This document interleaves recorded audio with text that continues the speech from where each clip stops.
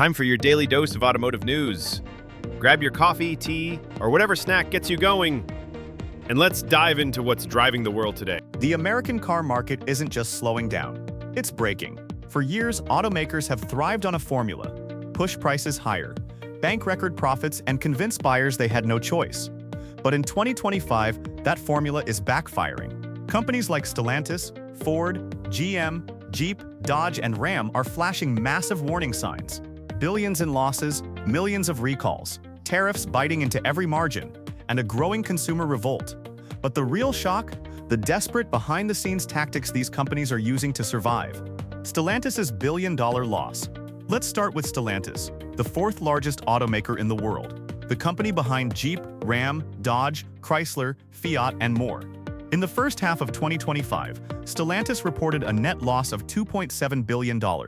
Just a year ago, that same period brought them a $5.6 billion profit. That swing, more than $8 billion, should terrify every executive in Detroit. What went wrong?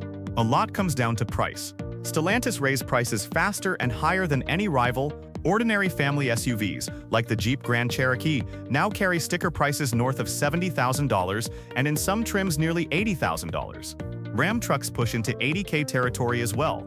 Consumers pushed back. Sales collapsed. Stellantis stock lost half its value since early 2024.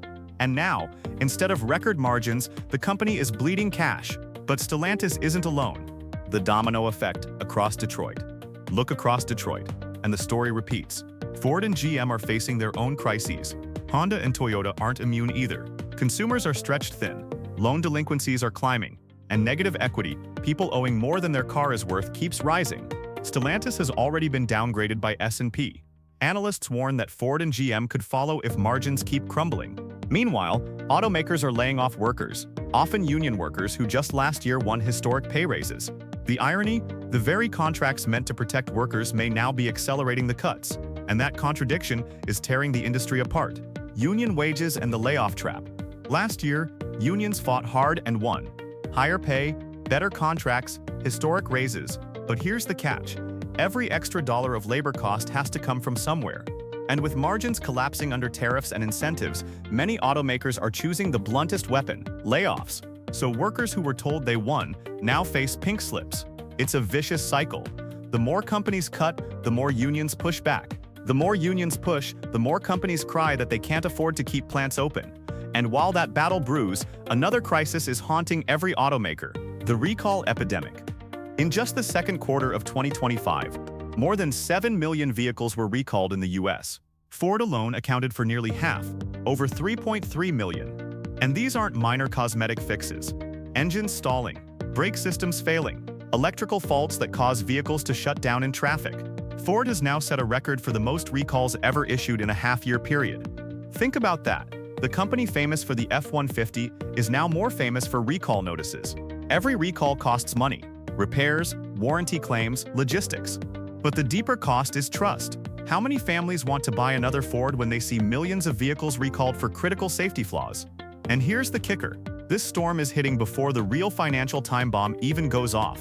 Tariffs and incentives destroy margins. Tariffs are crushing automakers. Stellantis admitted tariffs cost them over €300 million in just the first half of 2025. By year's end, that figure could pass $1.5 billion. And tariffs are only one side of the squeeze. Inventory is piling up at dealerships. A few years ago, customers paid over sticker. Today, dealers are slashing 10% or more off MSRP just to move units.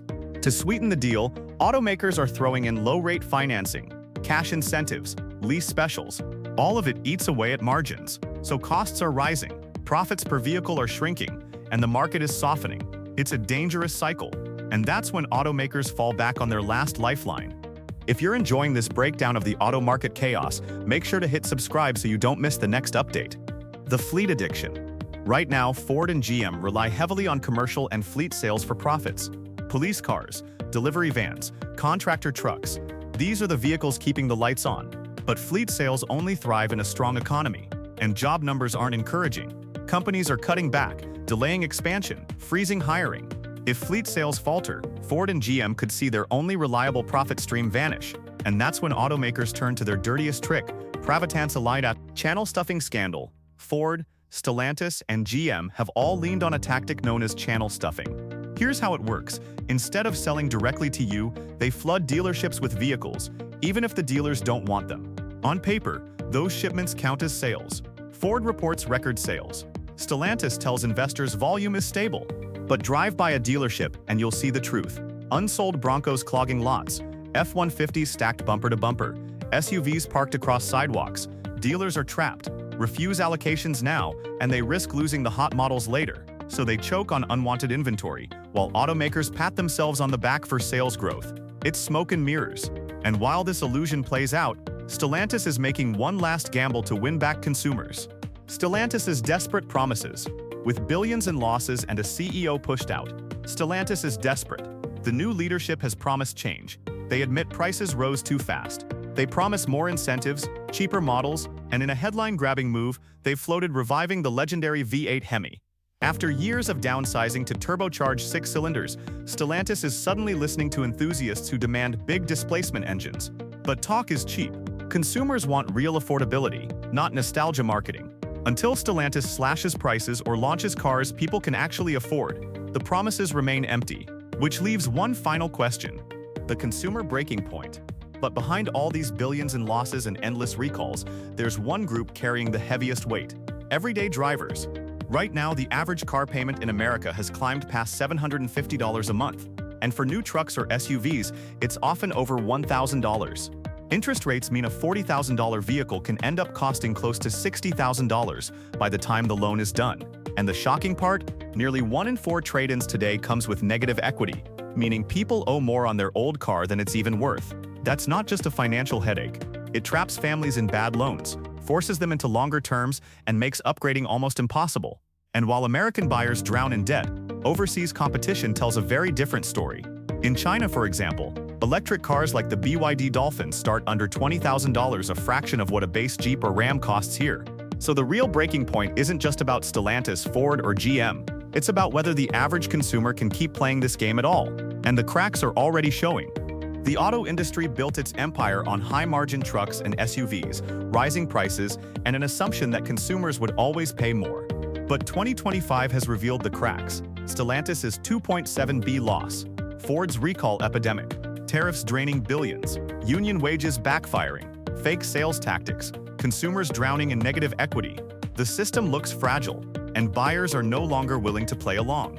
So the question isn't just which automakers survive. It's whether the American car market itself, built on inflated prices and unsustainable tactics, can survive at all. The car market is collapsing in ways nobody expected, and this story is only getting started. So smash subscribe now to stay ahead of the next big twist. And tell me in the comments, would you ever pay $80,000 for a Jeep or Ram? Or has the market finally gone too far? I'll be reading your thoughts below. See you in the next video.